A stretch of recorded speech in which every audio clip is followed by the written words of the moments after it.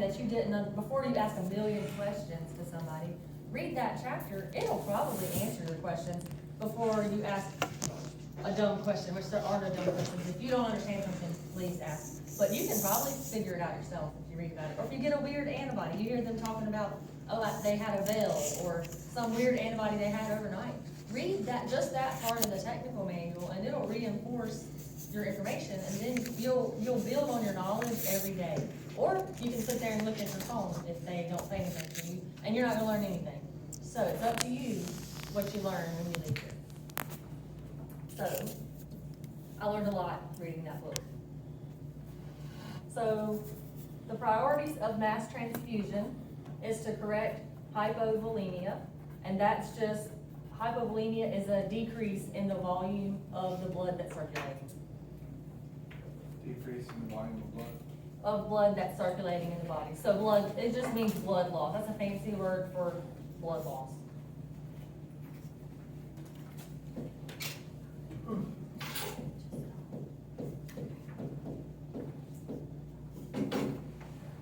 And so a lot of these words like this crystalloids and colloids and stuff, it's just stuff that I didn't really know what it was because nobody ever told me. I had to figure it out myself. So crystalloids is just IV fluids. Volume replacement. And so if you see this in a patient's chart or something, when you come across these words that you've never heard before, Google them. That way you'll know next time. So those crystalloids can be anything from normal saline to lactated ringers. Has anybody ever heard of lactated ringers? Mm-hmm. You'll hear of that again. That's just normal saline that has sodium chloride in it. It has some sodium lactate, potassium chloride. So it's like normal saline with electrolytes added to it. That's all lactated ringers are. You'll hear it again now that we've talked about it. And then you'll know what it is. So the priorities of mass transfusion is to correct the volume. So if they've lost volume. Optimize the oxygen carrying capacity. So if they need red cells. Maintain hemostasis. So in a massive transfusion, you can get a dilutional coagulopathy. And so you're giving them bunches of red blood cells. Well, if you don't give them plasma too, and they're losing, when they're bleeding, they're losing everything. And so they'll not have enough coag factors or not enough platelets, because when they're bleeding, they lose it all. So they used to transfuse in a massive transfusion with a 1:1:1 ratio. 1 red cell to 1 plasma to 1 platelet. Now, they have tests that can tell them exactly what products the patient actually needs and stuff like that. Another goal is to correct and avoid metabolic disturbances. So if they're losing lots of volume and they need potassium and chloride and stuff like that, that's when the lactated ringers are helpful. And then it's to maintain intravascular volume of colloids. So that you can read about the difference in crystalloids and colloids in your book.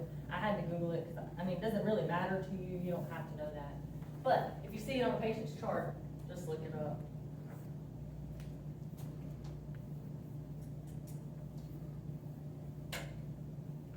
So complications of mass transfusions, so microvascular hemorrhage. You can go and read this chart. I'm not going to ask you about it. Citrate toxicity, so too much anticoagulants. Hypothermia, so if you give a mass transfusion, so a bunch of blood that just came out of the refrigerator, it can cause hypothermia. And so they make blood warmers. I don't know if we talked about blood warmers, but it literally warms the blood up while it's being transfused. So in a plasma transfusion, so if you thawed a bunch of plasma, and remember I told you it can be 10 units of plasma, it's stored in the refrigerator after you thaw it. Well, you don't want to dump 10 units of cold plasma into somebody. So that's usually done in dialysis, so you might even not get to see it done, but they use a blood warmer for large volumes to keep from causing hypothermia. So risk factors for bleeding in cardiac surgery. So one of the students that came after me from this program got to watch a heart surgery. I told y'all at Spring Hill. I was so disappointed that I didn't get to watch one. But if nothing else, maybe they'll take you up and let you see where they do the surgeries. And some of them have observation, so they'll have like a big screen or something where you can stand outside and see what's going on in the heart surgery.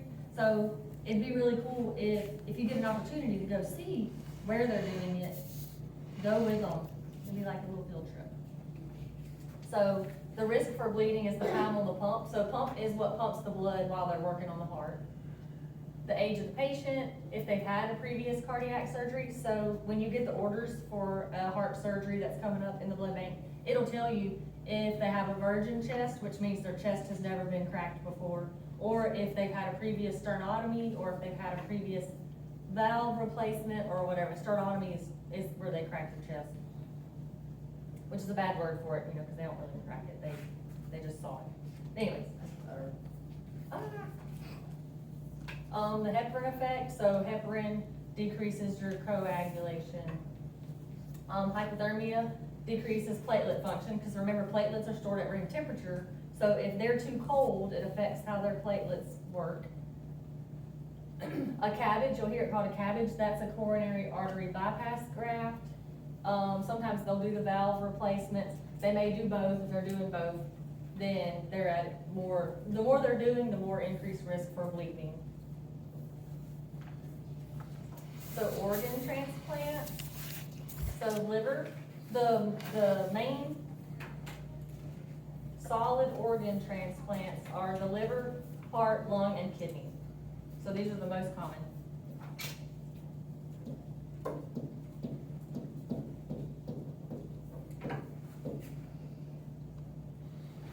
So liver transplant is associated with massive hemorrhage due to hypocoagulability.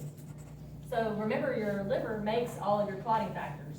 So if you already have a liver, you don't need a liver transplant unless you already have a liver problem, right? So you're already not making enough coag factors to begin with. And then they're literally taking your liver out and putting another one in. And so you're already hypocoagulable to begin with. And so I thought livers used a lot of blood just because the nature of the surgery. But when I read about it in the textbook, that's when I've learned that it's due to a lot of things that have to do with the liver.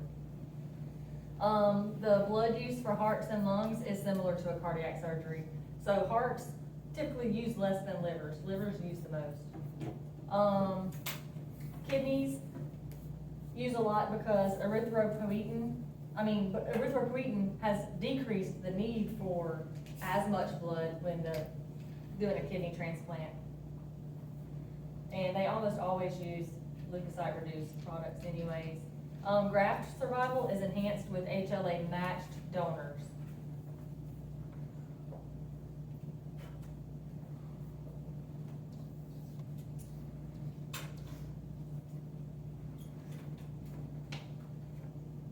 So progenitor cell transplant, so HPCs. Hematopoietic cells contain stem cells and progenitor cells. Transplants can be allogenic. So what does that mean? No, that's from non-self, so unrelated donor.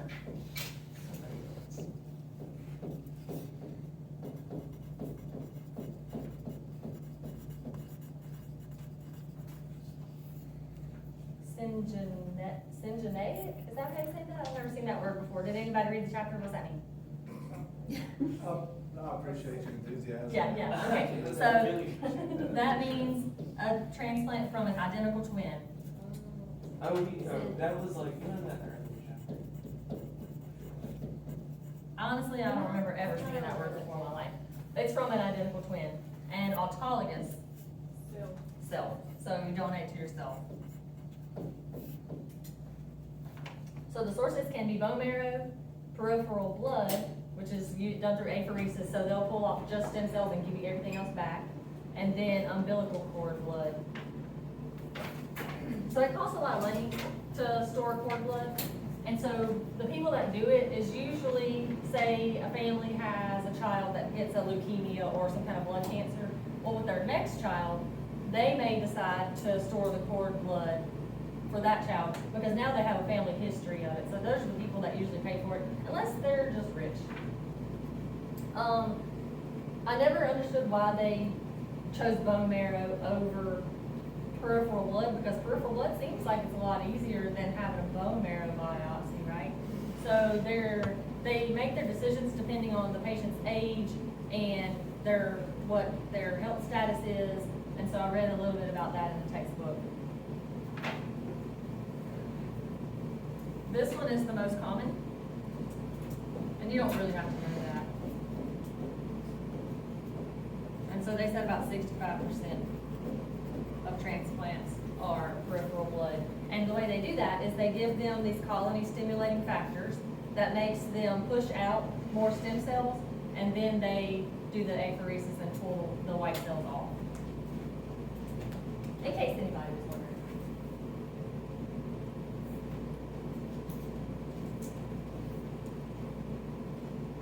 So y'all can read this chart later. These are the reasons for it. So my Instagram, I'm following this little girl that they gave her a 2-year lifespan. She has SCID and she has some other kind of, I forgot what it's called. She has another condition too, like her head shaped funny. But she's waiting on a transplant, what's it called? A donor. So she needs a transplant to fix her SCID because her immune system, her family has to wear a mask when they're in their home, all that good stuff. So they've been waiting, she's over a year old now. They gave her a 2-year lifespan. So if she doesn't get a donor soon, they're worried about her. She's starting to be hospitalized frequently. And so her mama posted that if they don't find a match soon, they're gonna do a haplo transplant. I don't really know what that is, but just watch these people, like learn about people. It's very interesting. All the different kind of stuff that they can do. Ms. Robertson, do you have another note packet? I couldn't figure out who, I swear I didn't, I always get somebody. Thank you. Okay, ABO compatibility. So it's essential for stem cell transplant, not essential for stem cell transplants. So you know how like you can get a stem cell transplant and change somebody's blood type? So ABO compatibility is not essential for a stem cell transplant. So delayed engraftment may occur following a major incompatible transplant. So if you gave a group A donor to a group O patient. So if you did that with a transfusion, that'd be a transfusion reaction. So it just amazes me that you can do a stem cell transplant like this and it will work. It's very interesting, blows my mind. So hemolysis may occur after a minor ABO incompatible transplant. And so if you gave a group O donor to an A recipient, but I'm assuming that resolves itself, or they wouldn't do it, right? It just confuses me. So red cells and plasma must be compatible with the donor and recipient if the grafts are ABO mismatched. So therapeutic apheresis removes either abnormal cells or plasma constituent to supply an essential substance that's absent. So if they need something they don't have, like coax factors or something like that, reduce the quantity of a particular antibody. So before I left the hospital, I saw a man that had Goodpasture's syndrome. And so you build up all these antibodies in your plasma and they were attacking his kidneys. Well, he started feeling bad. He was like 60-year-old white man. He was feeling bad for weeks and weeks and weeks. I finally got to, after doing this exchange transfusion on him every day for weeks, I finally got to talk to somebody about it because I thought it was interesting. He felt bad for a long time, for weeks, and his wife kept trying to make him go to the doctor and he didn't want to go because men don't want to go to the doctor. Well, he waited so long. When he finally quit peeing, he went to the doctor. He's like, look, okay, now I know something's wrong. He had Goodpasture's and he waited to go to the doctor until his kidneys were completely destroyed from it, and he'll be on dialysis for the rest of his life now. So they were doing the therapeutic apheresis to try to, so he built up these antibodies that were destroying his kidneys, and they did this therapeutic apheresis to pull off those antibodies, give him some fresh plasma that didn't have those antibodies in it, and they didn't discharge him until they got his antibody level down to a really low level to try to preserve the organs that he had left. So when you're doing these every day for 3 or 4 weeks and you're so tired of it, you just wish it would be over, just remember that you are helping somebody. Hopefully they won't wait that long to go to the doctor. So they can do it to modify mediators of inflammation.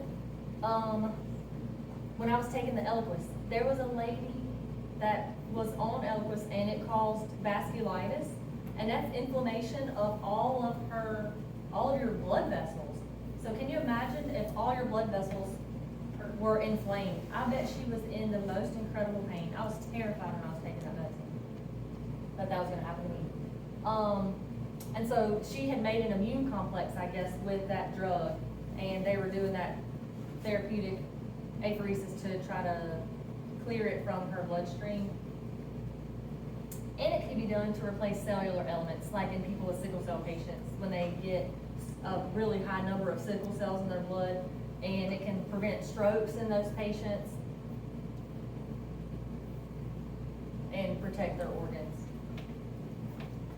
So you can go and read this chart, that plasmapheresis is done for Guillain-Barré, that's how you say it. Multiple sclerosis, good pastures, all kinds of good stuff.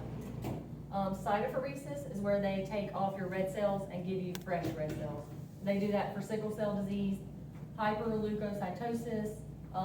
They can do it to remove parasites, which I didn't know, that's interesting. And then photopheresis, I never heard of that either.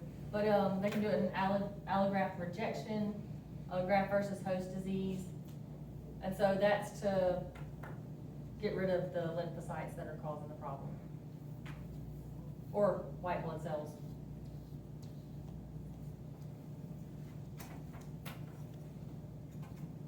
Oh, the things that you need to know on that chart though. The goals of therapeutic apheresis.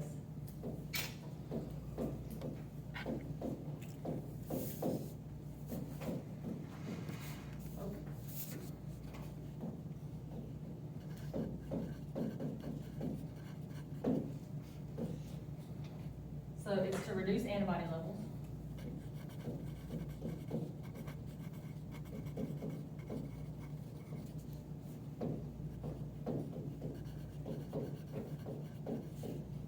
So bad antibodies is the goal here. Replace cellular elements.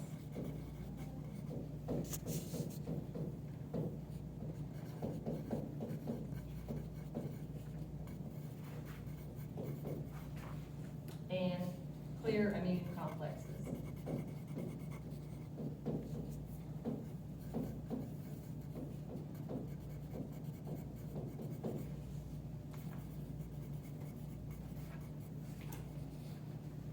Make sure you know that for the test.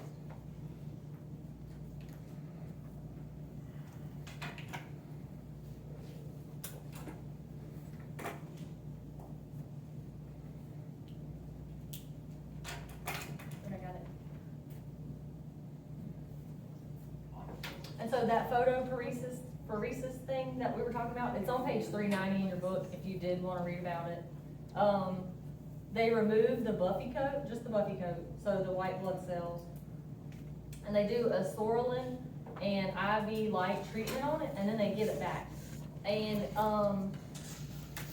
you can read about those Sorolin. They make these new platelets that are called intercept platelets, and they take them and they add this Sorolin, it's like a detergent, to the platelets, and then they run them through this UV light, and it inactivates or kills any of the like viruses or bacteria, any pathogens that are in the platelets to make them safer. And so it can even reduce the need for irradiation. So if they've been Sorolin treated, then they don't have to be irradiated. I'm sure they're still expensive, but that's something, if you're interested, you can read about it. And I'm sure there's little webinars on it when you start doing your CE stuff. So oncology, chemo results in a decrease of platelets, red cells, white cells. The side effects include bleeding, anemia, and infection. And alternatives to transfusion, so those people need transfusions all the time. They'll see, if they're on chemo, they'll be getting platelets, red cells, Alternatives, they can treat them with EPO. Colony stimulating factors if their white blood cell count gets too low, so they're mostly worried about the neutrophil count in those patients. And then desmopressin.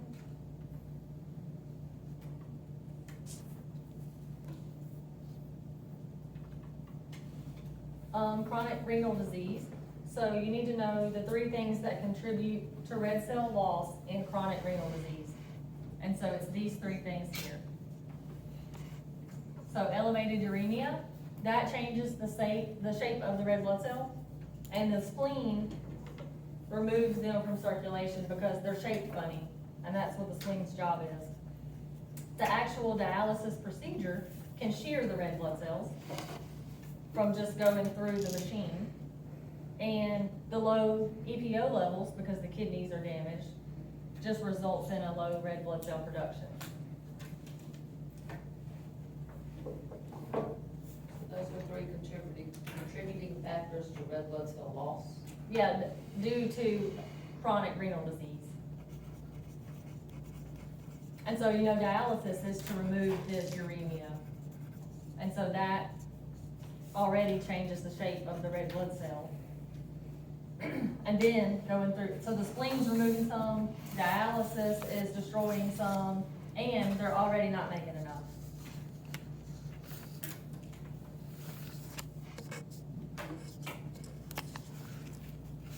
They can give the transfusions while the patient is on the dialysis machine, and you'll see that a lot in the blood bank. The dialysis tech will come and pick up the blood. Sometimes it's 1, sometimes it's 2 units, and they'll just transfuse it while they're on the machine, and that keeps them from having to have a separate IV. They can do it all through their dialysis port or their fistula or whatever they're using. So hemolytic uremic syndrome and thrombotic thrombocytopenic purpura. They have similar symptoms. So thrombocytopenia, microangiopathic hemolytic anemia, renal dysfunction, and they can have CNS involvement.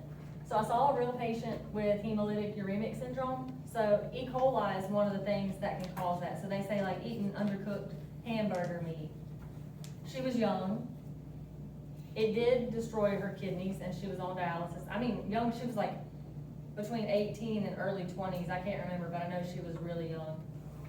I got to see her blood smear and the red cells, the schistocytes everywhere. And so I guess those little pieces clogged up the little microvasculature in her kidneys. And when they're not keeps it from getting blood flow, and then your kidneys get damaged. So it can cause organ damage.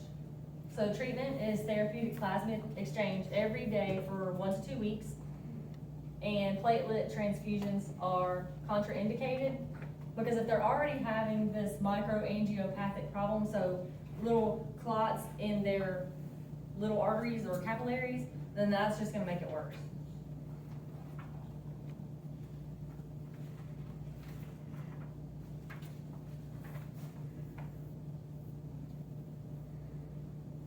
So sickle cell anemia, they do transfusions to treat acute anemia. They try not to transfuse those patients. So normal transfusion levels is if your hemoglobin drops below 7. That's like the threshold. Sickle cell patients,